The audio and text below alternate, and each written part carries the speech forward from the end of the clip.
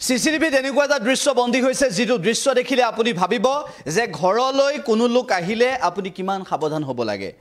ঘৰত বস্তু বেচিবলৈ আহিছিল ঘৰত কিবা কামত আহিছিল তেনেকুৱা এটা সময়তে এনেকুৱা এটা ঘটনা সংঘটিত হ'ল মৰাণত যেটোৰ সিসিটিভি ভিজুৱেল দেখাৰ পিছতে আপুনি ভাবিবলৈ বাধ্য হ'ব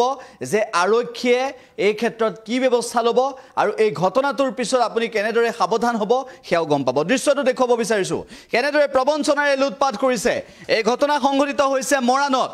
মৰাণত সংঘটিত হৈছে এটা চাঞ্চল্যকৰ ঘটনা সিসিটিভিৰ দৃশ্য দেখুৱাইছো এজন লোকে ঘৰত কেনেদৰে প্ৰৱেশ কৰিছিল সেই লোকজনে ঘৰত প্ৰৱেশ কৰাৰ সময়ৰ দৃশ্য আমি আপোনালোকক দেখুৱাইছো সেই লোকজনে ঘৰত প্ৰৱেশ কৰাৰ পিছতেই কেনেদৰে বহু সামগ্ৰী লুটপাট কৰিছে হেও আমি আপোনালোকক জনাবলৈ চেষ্টা কৰিছো এই দৃশ্যাংশ আমি আপোনালোকক দেখুৱাইছো মৰাণত সেলছমেনৰ ৰূপত প্ৰবঞ্চক গৃহস্থৰ ঘৰত প্ৰৱেশ কৰি লুটি লৈ গ'ল 2.5 লাখ টকাৰ মূল্যৰ সোণ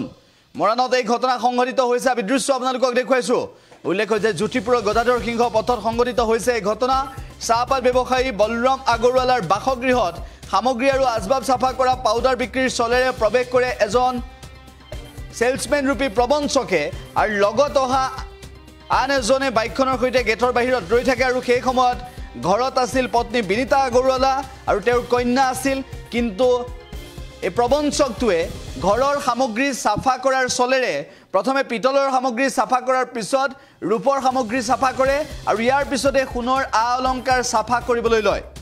উল্লেখ হৈছে বিনিতা আগৰৱালাৰ হাতত এবিধ ৰঙা ৰঙৰ পাউডাৰ দিয়াৰ পিছত একো ক'ব নোৱাৰা হৈ যায় বিনিতা আগৰৱালা ইয়াৰ পিছতে সেলছমেন ৰূপী এই প্ৰবঞ্চকটোৱে সোণৰ চেইন সোণৰ খাৰু আৰু কাণফুলিকে ধৰি প্ৰায় 2.5 লাখ টকাৰ মূল্যৰ সোণৰ সামগ্ৰী লৈ উঠাও হয় আৰু এই দৃশ্য বন্দী হৈ ৰয় সিসিটিভি কেমেৰাত আমি সেই দৃশ্য আপোনালোকক দেখুৱাইছো সিসিটিভি কেমেৰাত সেই লোকজনৰ সেই প্ৰবঞ্চকটোৰ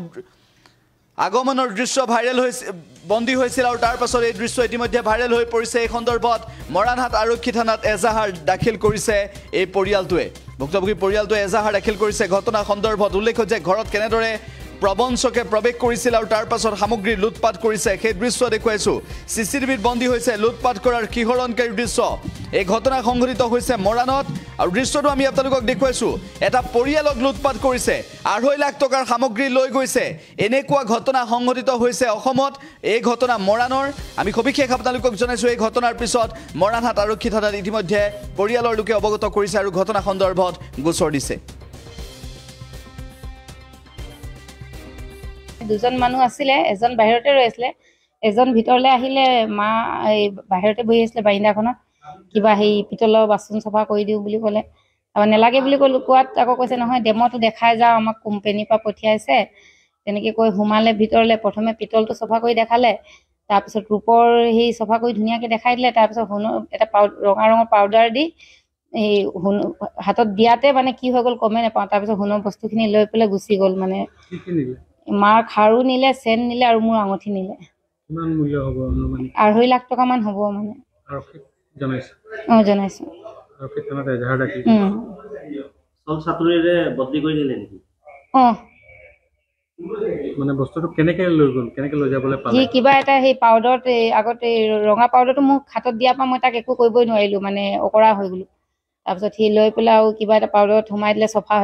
হৈ যাব কৈ পেলাই ভৰাই বদলি কৰি গুচি গ'ল ঘৰত কোন আছিল মই মা আৰু মোৰ ছোৱালীজনী আছিলে